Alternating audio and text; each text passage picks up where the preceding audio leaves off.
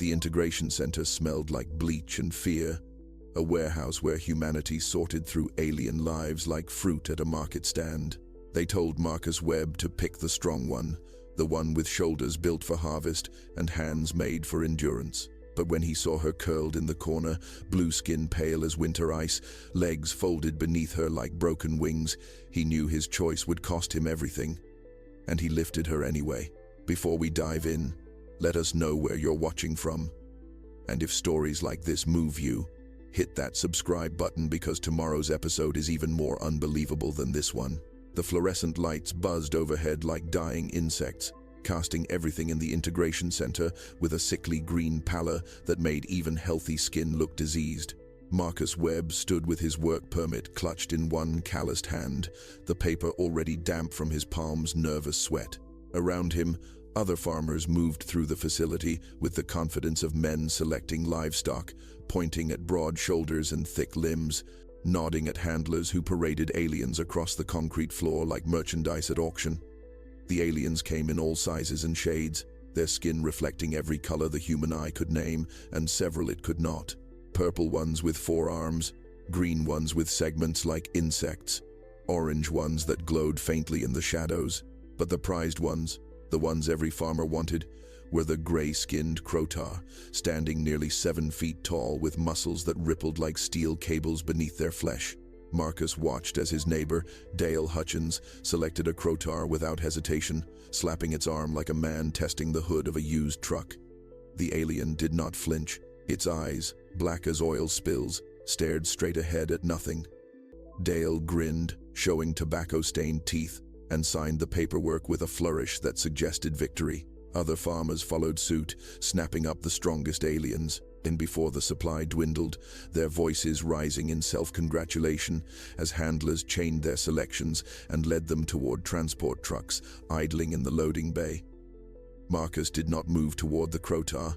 Something in their empty eyes disturbed him, a blankness that spoke of spirits already broken.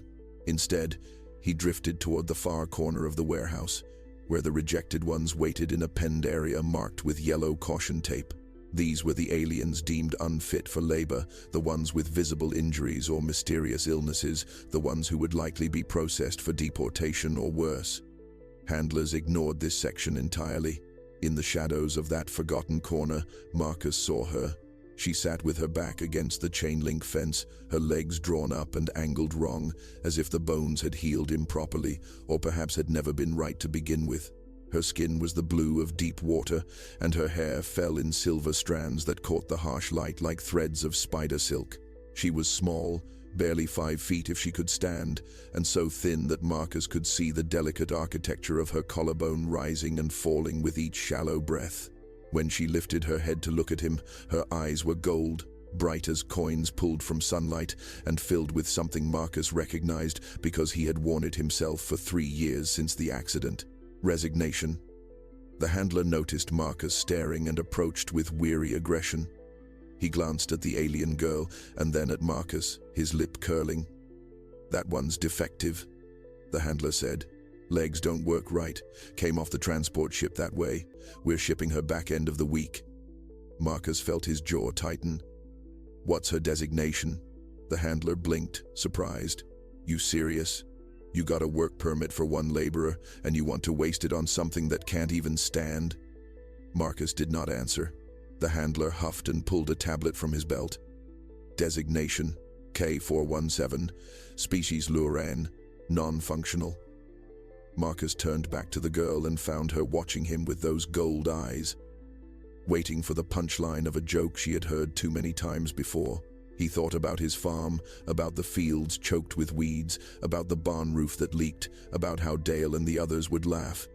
He thought about all of this in the span of 3 heartbeats, and then Marcus Webb bent down, slid his arms beneath the alien girl's body, and lifted her as gently as if she were made of spun glass. She weighed almost nothing, lighter than a bale of hay, lighter than hope.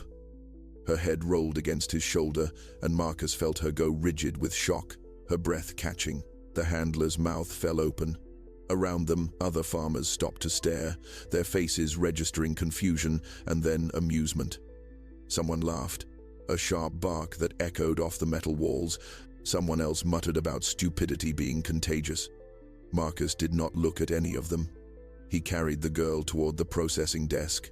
The clerk, a woman with bifocals and a name tag reading Cheryl, glanced up and froze. For a moment, Marcus thought she might refuse the paperwork, but her expression softened, and she reached for the forms without a word. Marcus signed everything, transferred his permit, accepted the waivers. The girl remained silent in his arms, eyes closed.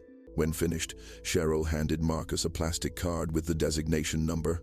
"Good luck," she said quietly. Marcus carried the girl through the loading bay, past transport trucks and farmers securing their strong workers. Dale Hutchins called out something crude. Laughter followed Marcus like crows. He walked to his old pickup truck and carefully settled the girl into the front seat. She opened her eyes then, gold and unreadable. Marcus noticed her fingers were longer than human fingers, elegant and precise. Faint, silvery patterns marked her neck. He closed the door gently and started the engine. It coughed twice before catching. As he pulled from the lot, the integration center shrank in his rearview mirror. The girl sat perfectly still, hands folded, gaze fixed forward. She did not speak. Marcus wondered if she could. The road stretched long through farmland bearing scars of drought. Fields lay fallow, soil cracked and gray. Marcus saw other trucks heading home with alien workers chained in back, faces blank as stones. None looked fragile, none looked like they needed gentleness. The girl suddenly shifted, her hand gripping the door handle. Marcus noticed her knuckles pressed white against blue skin. She was afraid. Of course she was afraid. She had been rejected, labeled defective, told she would be shipped back or destroyed. And now a stranger had lifted her without explanation. Marcus cleared his throat. "My name's Marcus," he said. "Marcus Webb." The girl did not respond, but her grip on the door handle loosened, just slightly. The sun dropped lower, painting the sky orange and purple. Marcus turned onto a dirt road, the truck bouncing over deep ruts. Dust rose behind them like smoke. In the distance, a farmhouse appeared, small and weathered, its white paint faded to gray. A barn stood beside it, listing slightly. Fields stretched in every direction, empty and waiting. Marcus slowed as he approached, suddenly aware of how the place must look to her. The sagging porch, the broken fence posts, the garden choked with weeds. 3 years of grief had let everything fall into disrepair. He pulled up to the house and killed the engine.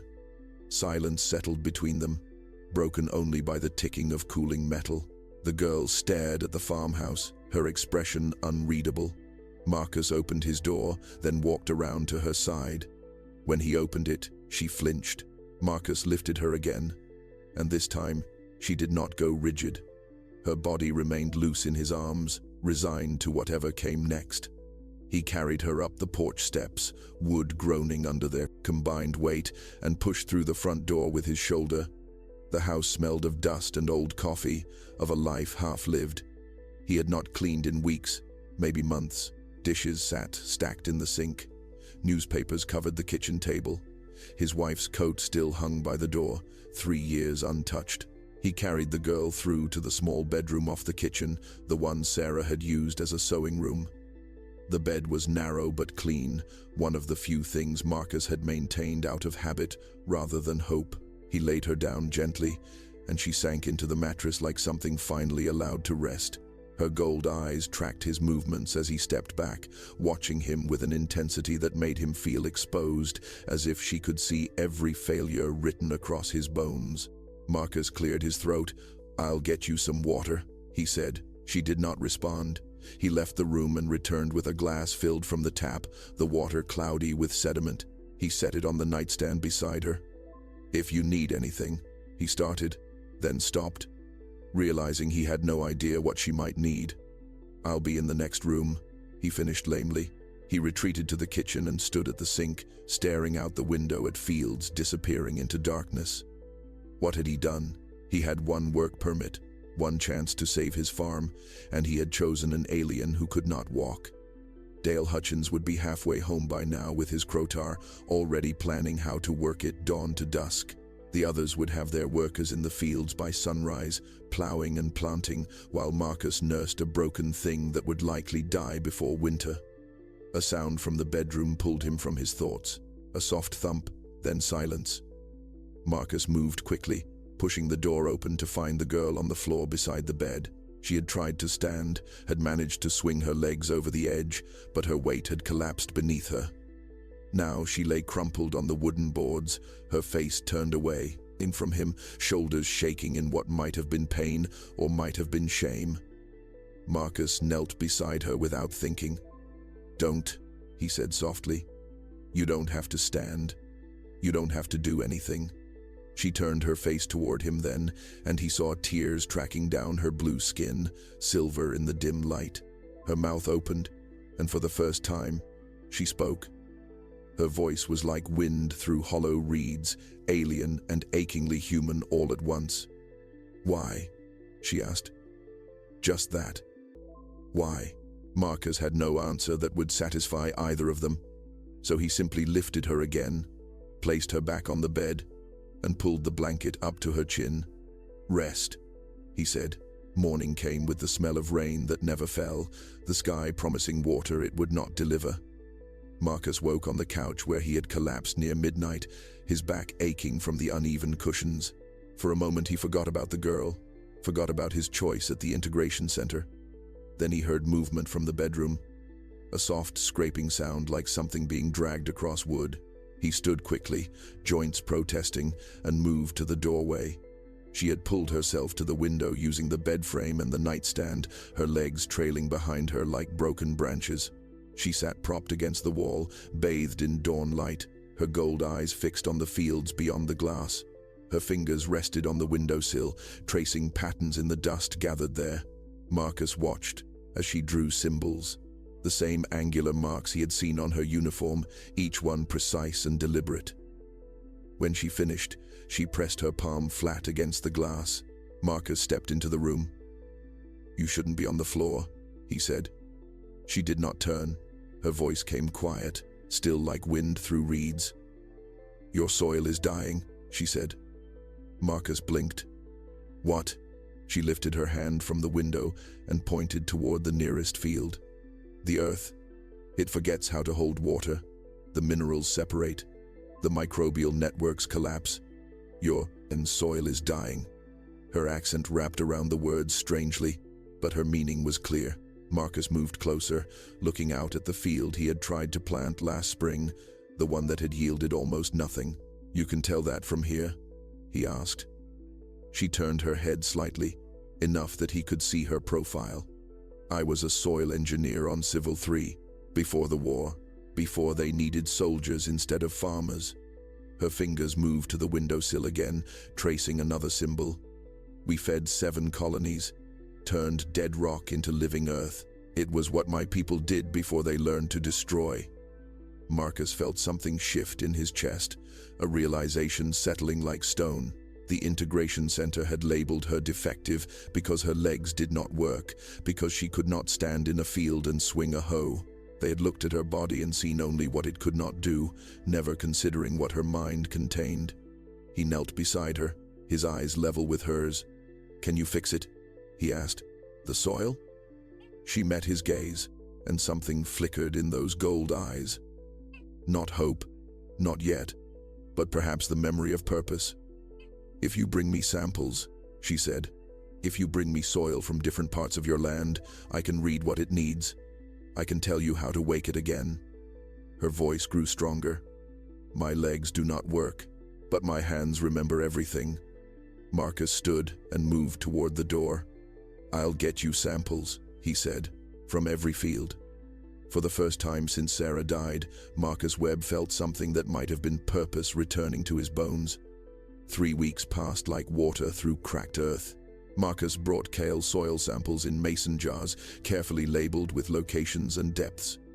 She had given him her name on the 5th day, spoken softly as he carried her to the kitchen table where she worked. Kael. It meant keeper of green things in her language, a name given to children destined for soil engineering.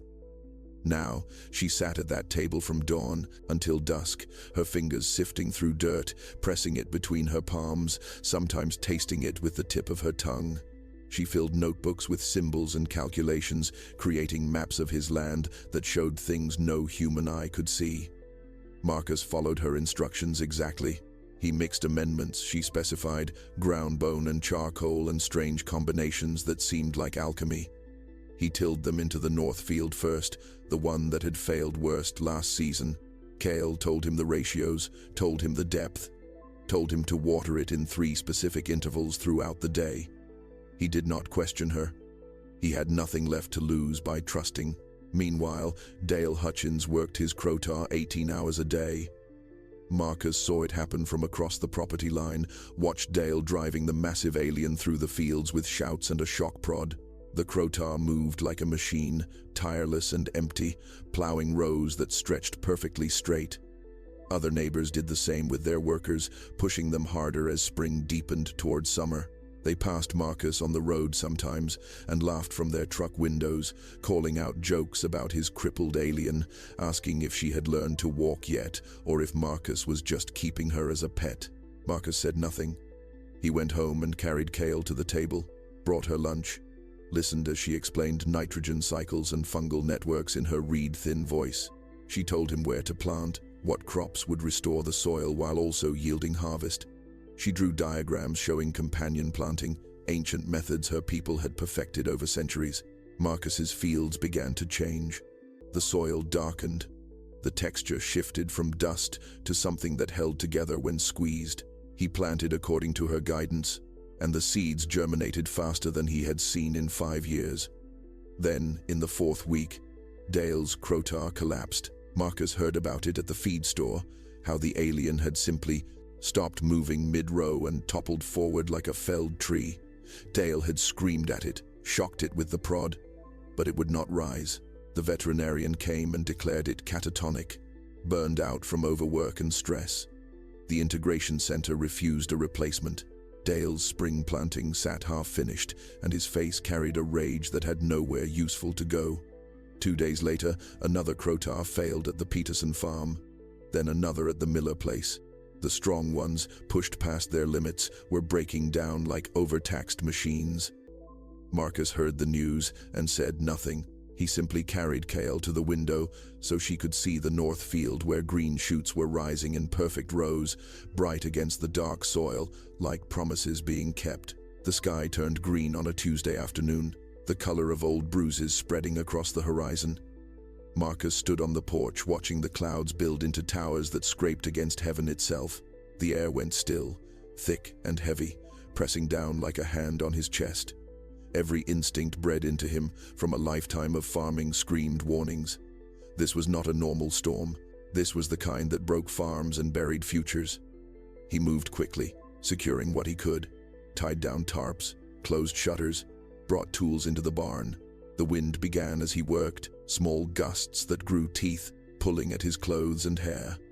Thunder cracked overhead, not distant rumbling but sharp reports like artillery fire. He ran back to the house as the first drops fell, each one heavy as a stone. Inside, Kael sat at the kitchen table, her hands pressed flat against the wood, her gold eyes wide and fixed on the window. She had stopped working when the sky changed color. "We need to move to the cellar," Marcus said, already moving toward her. She shook her head, the gesture sharp. "The fields," she said. "The north field. The seedlings are not rooted deep enough yet. This storm will wash them away.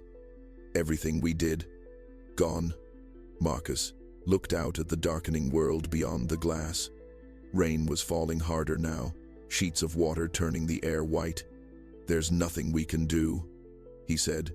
"We have to wait it out." Kael's fingers curled into fists. On Civil 3, we had storm protocols, ways to protect young crops, barriers that redirect water flow, channels that prevent erosion. Her voice rose with urgency, frustration making it shake. "I know what to do, but I cannot walk. I cannot go out there and do it." The house shuddered as wind slammed against it. Something metallic tore loose outside and clattered across the yard. Marcus looked at Kael, at her useless legs and her desperate eyes. and made a decision that defied every reasonable instinct. "Tell me what to do," he said. She stared at him. "You cannot do it alone. It requires moving Earth, creating channels, placing barriers. In this storm, you will not be able to see, to measure correctly." Marcus grabbed his rain jacket from the hook. "Then you come with me." He lifted her before she could protest, wrapping her in a tarp to keep her dry. She clutched his neck as he pushed through the door into the storm's fury. Rain attacked them like needles. Wind tried to tear them apart. Marcus could barely see 3 feet ahead, but he stumbled toward the north field, Kael's voice in his ear giving directions. She shouted over the storm, telling him where to dig small trenches, where to pile soil into temporary berms, where to place boards angled to redirect water. Marcus worked blind, following her instructions, his hands raw and bleeding from rocks and roots. Lightning turned the world white. Thunder shook his bones, but he kept moving, kept building the protections Kael designed on the fly, her mind adapting storm protocols from another world to save crops on this one. The storm passed near dawn, leaving the world scrubbed clean and gleaming. Marcus woke on the kitchen floor, too exhausted to have made it to bed. His hands were wrapped in bandages Kael had somehow managed to apply after he carried her back inside. She sat at the table, dirt still streaking her blue skin, watching the sunrise through the window. Neither of them spoke. They simply waited to see if their work had mattered. When the light grew strong enough, Marcus carried Kael to the porch. The north field stretched before them, and Marcus felt his breath catch. The seedlings stood, bent but not broken, their roots holding in soil that showed the channels and berms they had carved in darkness. Water flowed where they had directed it, away from the vulnerable plants and into the collection areas. Other fields on neighboring properties were washed clean, brown scars where crops had been, but Marcus's field lived. That afternoon, a government vehicle appeared on the dirt road, black and official, dust rising behind it like a warning. 2 inspectors emerged, a man and a woman in gray suits carrying tablets and cameras. Marcus met them in the yard. Kael still inside the house. The male inspector, tall with silver hair, introduced himself as Agent Morrison. "We're here for the standard integration compliance check," he said. "We need to see your alien worker and assess its productivity." Marcus led them inside. Morrison stopped when he saw Kael at the kitchen table, surrounded by notebooks and soil samples. His eyes moved to her legs, folded uselessly beneath her chair. "This is your worker?" he asked. "The one designated K417? Marcus nodded. Morrison exchanged a glance with his partner. "According to our records, this unit was classified as non-functional, unsuitable for labor. There must be some mistake." The female inspector, younger with sharp eyes, moved closer to the table. She picked up one of Kael's notebooks, studying the symbols and calculations filling every page. "What is this?" she asked. Kael met her gaze steadily. "Soil composition analysis, mineral mapping, erosion prevention protocols, crop rotation schedules, optimized for this climate and terrain." The inspector flipped through more pages, her expression shifting from skepticism to something else. Surprise, perhaps, or recognition. Morrison frowned. "You were assigned agricultural labor. Are you performing your duties?" Kael gestured to the window, to the fields beyond.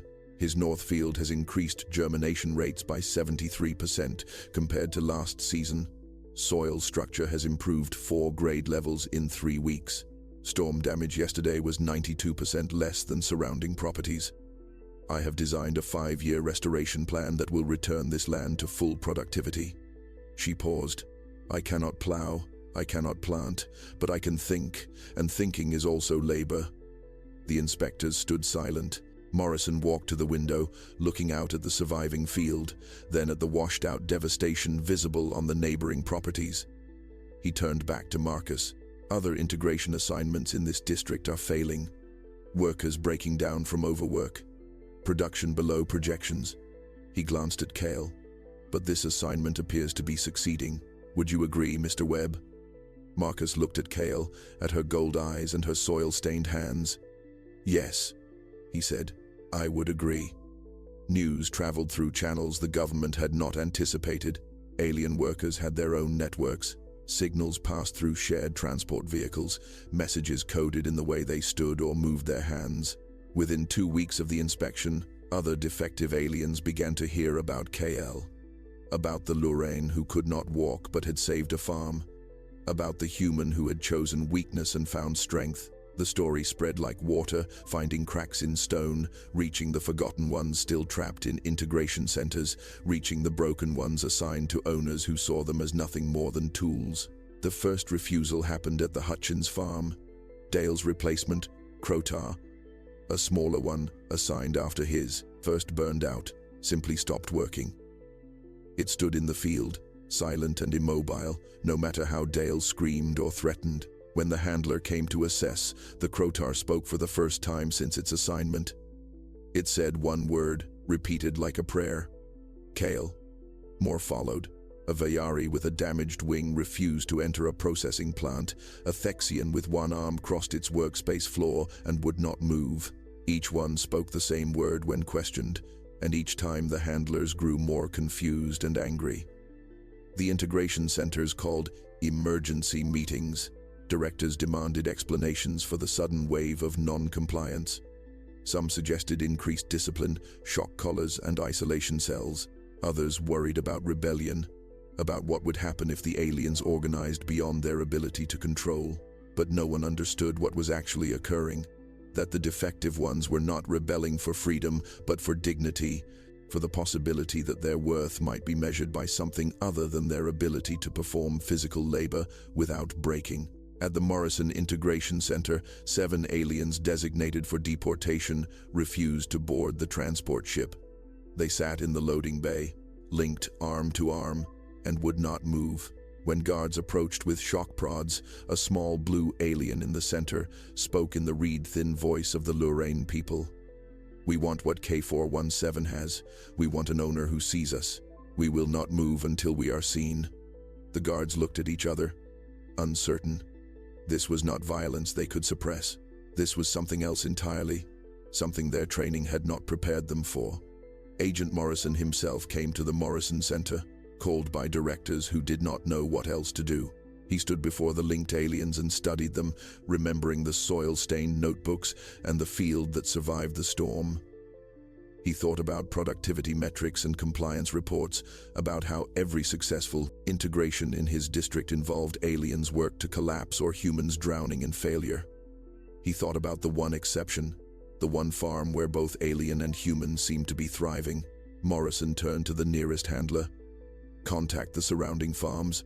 Ask which ones are failing, which ones are on the edge of foreclosure." The handler blinked. "Sir, I don't understand." Morrison looked back at the aliens, at their linked arms and defiant eyes. "We're going to try something different," he said. "We're going to match the broken ones with the desperate ones, and we're going to see what happens when we stop measuring worth by strength alone." Dale Hutchins appeared at Marcus's door on a Saturday morning, hat in his hands, pride stripped away by necessity. His face carried the gray pallor of a man who had watched his world collapse and found no one else to blame but himself. Marcus opened the door but did not invite him in. They stood on opposite sides of the threshold, 3 years of mockery hanging between them like smoke. Dale cleared his throat twice before words came. "I need help," he said finally, the admission costing him something vital. Marcus waited, saying nothing. Dale's fingers worked the brim of his hat, kneading it like dough. "My fields are failing. Both Crotars burned out. I'm 3 months behind on the bank loan. They're going to foreclose by August if I don't bring in a harvest." He looked past Marcus, into the house, searching. "I heard your alien knows things. About soil, about fixing what's broken." His voice dropped lower. "I heard she can't walk, but she saved your farm anyway." Marcus felt Kael's presence behind him before he heard her.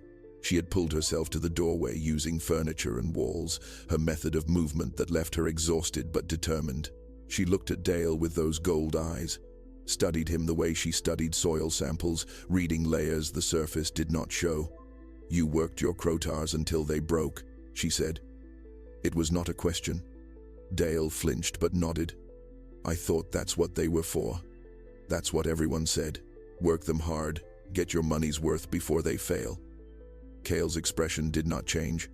They were people, not machines, not tools. People who had lives and memories and breaking points. Dale's face reddened, shame and anger mixing. I know that now. Costs me everything to know it, but I know it. He looked at Marcus, then back to Kael. I'm asking for help. I'll pay. I'll do whatever you need. Just tell me how to fix my land before I lose it. Marcus started to speak, to send Dale away with the same contempt Dale had shown him. But Kael's hand touched his arm. The gesture was light, barely pressure, but it stopped him. She looked up at Marcus, and he saw something in her face that made his anger falter. Compassion, perhaps, or maybe just the recognition that punishing Dale would not restore what he had destroyed, would not help the land that was dying through no fault of its own. Bring me soil samples, Kael said to Dale, from your fields, 3 different depths, 4 different locations. Label them carefully. Dale nodded quickly, desperately. And bring your replacement worker here, the one you just received. Dale hesitated. Why? Kael's voice remained steady. Because if I am going to help your land, someone needs to do the physical work, and I will not give instructions to someone I have not met, whose limits I do not understand. She paused. I will not help you repeat your mistakes. If you want my knowledge, you accept my conditions. You treat your worker as I am treated, with patience, with respect, or you can leave now and fail alone. Summer arrived with heat that shimmered across the fields like water that would never satisfy thirst. Marcus stood on his porch in the early morning light, watching the north field sway with crops that grew thick and green, a color he had almost forgotten his land could produce. Beyond the property line, Dale's fields were recovering too, slower but steady. Following the protocols Kael had designed and the Vayari worker had implemented with careful precision. Further out, other farms showed similar patterns, patchworks of restoration where desperate farmers had swallowed their pride and sought help from the defective ones, the broken ones, the aliens they had once dismissed as worthless. The integration system had not changed overnight.